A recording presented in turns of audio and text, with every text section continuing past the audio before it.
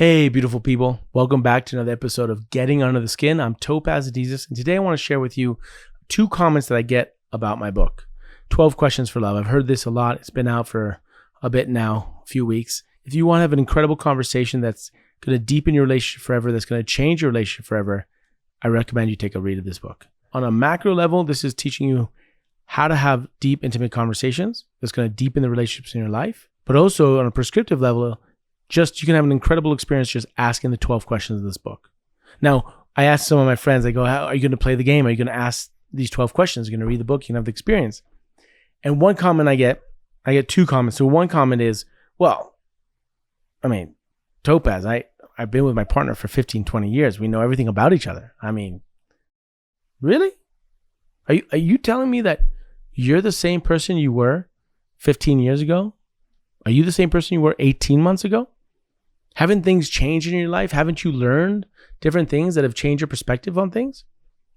Is this a defense mechanism to just assume that things are the same as they've always been, to give you a sense of comfort, and therefore we're not going to explore more to grow more? The path to growth is lit by discomfort. So pursue it where it appears. If assuming you're in a safe relationship, and let's not confuse safety with discomfort, or let's not compound safety is also comfort. You can be uncomfortable in a safe relationship. So when I hear that, it often to me is a defense mechanism. It's a way of protecting yourself from actually exploring what has changed. It can be scary, but it can be beautiful. The payoff on the other side can be incredible. The more we tell ourselves that it's the same, the likelihood of things have changed are probably higher because we haven't been talking about it for a while. So what I want to suggest here is don't take your relationship for granted. You can be uncomfortable and safe at the same time. You can have a wonderful time exploring challenging concepts and challenging parts of your relationship because it is a reflection of who you are and your experience of being alive with the people that are closest to you. So don't be scared of the discomfort.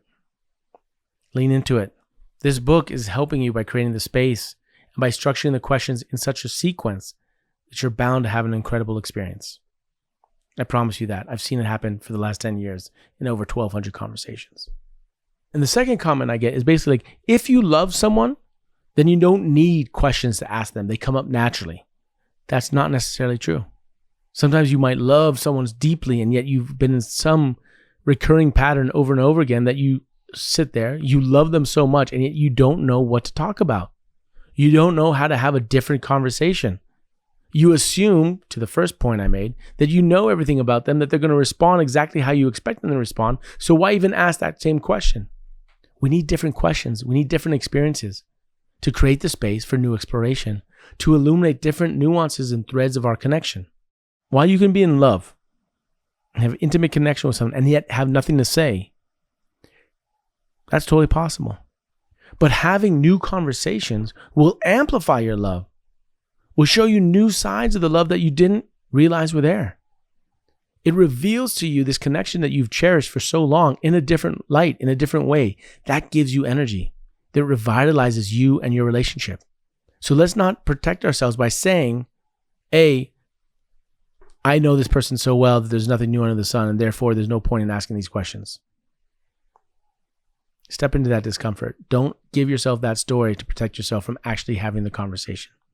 And secondly, let's not equate the fact that if I really love them, then we always have something to talk about. That's not necessarily true.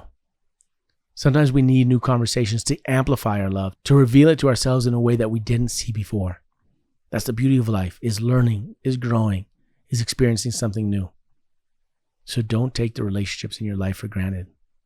Here's a toolkit. Here's a blueprint. Here's an experience for you to have to amplify the relationships in your life, to amplify your experience of being alive. Thanks a lot for joining. Hope you have a great day. I'll see you again soon. Take care.